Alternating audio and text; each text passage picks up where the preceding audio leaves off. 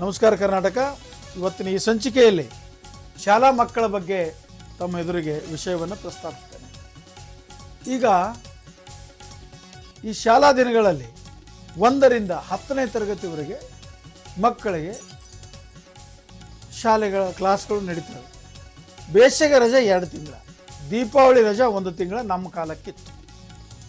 ಈಗ ದೀಪಾವಳಿ ರಜೆ 8 ದಿವಸ, ಬೇಸಿಗೆ ರಜೆ 2 ತಿಂಗಳ ಇದೆ.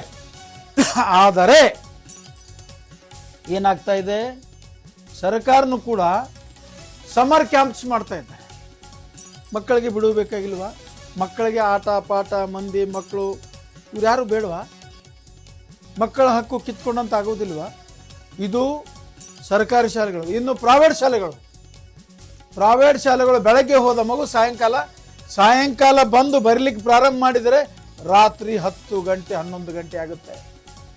ಆ ಮಗು ನಿದ್ದೆ ಯಾವಾಗ ಮಾಡಬೇಕು, ಊಟ ಯಾವಾಗ ಮಾಡಬೇಕು, ಆ ಮಗುವಿನ ಪರಿಸ್ಥಿತಿ ಏನು? ಆದ್ದರಿಂದ ಶಿಕ್ಷಣ ಕೊಡುವ ನೆಪದಲ್ಲಿ ಮಕ್ಕಳ ಹಕ್ಕನ್ನೇ ಕಿತ್ತುಕೊಂಡು ಮಕ್ಕಳ ಆರೋಗ್ಯವನ್ನೇ ಕೆಡಿಸ್ತಕ್ಕಂಥ ಒಂದು ಸೂತ್ರ ನಮ್ಮ ರಾಜ್ಯದಲ್ಲಿ ನಡೀತಾ ಇದೆ ಎಂದರೆ ತಪ್ಪಾಗಲಾರದು. ಹಾಗಾದರೆ ಮಹಿಳಾ ಮತ್ತು ಮಕ್ಕಳ ಕಲ್ಯಾಣ ಇಲಾಖೆ ಈ ಮಕ್ಕಳ ಬಗ್ಗೆ ಗಮನ ಹರಿಸುವುದಿಲ್ಲವೇ? ಶಿಕ್ಷಣ ಕೊಡುವ ಒಂದು ನೆಪದಲ್ಲಿ ಮಕ್ಕಳ ಕತ್ತು ಹಿಸುಕುವ ಕಾರ್ಯ ನಡೀತಾ ಇದೆ ಎಂದರೆ ತಪ್ಪಾಗಲಾರದು. ಮಕ್ಕಳಿಗೂ ಕಾಲಾವಕಾಶ ಬೇಕು. ಹಿಂದೆಂದೂ ಶಿಕ್ಷಣ ಕೊಟ್ಟಿರಲಿಲ್ಲವೇ? ಹಿಂದೆಂದೂ UPSC IAS IPS ಆಗಿರಲಿಲ್ಲವೇ? ಇದೆಂಥ ನಾಟಕ ನಿಮ್ಮದು? ಯಾವ ಕಾರಣಕ್ಕಾಗಿ ಮಾಡ್ತೀರಿ? ಸಮರ್ ಕ್ಯಾಂಪ್ ಸರ್ಕಾರಿ ಶಾಲೆಗಳಲ್ಲಿ ಎಷ್ಟು ಖರ್ಚು ಮಾಡ್ತೀರಿ? ಎಲ್ಲಿ ಲೆಕ್ಕ ಕೊಡ್ತೀರಿ?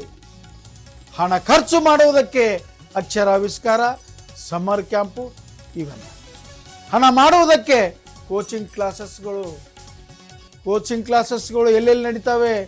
ಗುಡಿಸಲಲ್ಲಿ ನಡೀತಾ ಇವೆ, ಟೀನ್ ಶೆಡ್ಡಲ್ಲಿ ನಡೀತಾ ಇವೆ.